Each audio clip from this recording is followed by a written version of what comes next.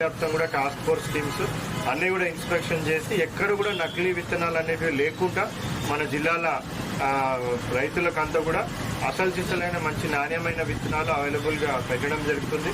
ఇప్పుడు సీజన్ మనకి తొందరగా వస్తూ ఉంది కాబట్టి ఎస్పెషల్లీ గ్రీన్ మాన్యూర్ పచ్చి రొట్టె విత్తనాల ఎరువులు అవి ఏవైతే ఉంటాయో అవి చాలా అవసరం ఉంటుంది ఆ గ్రీన్ మాన్యూర్. సో అవి కూడా మనకి ఎంతైతే అవసరం ఉంటుందో పెట్టడం జరిగింది. ఆల్రెడీ మన డిస్ట్రిక్ట్ కి సప్లై అనేది స్టార్ట్ అయింది.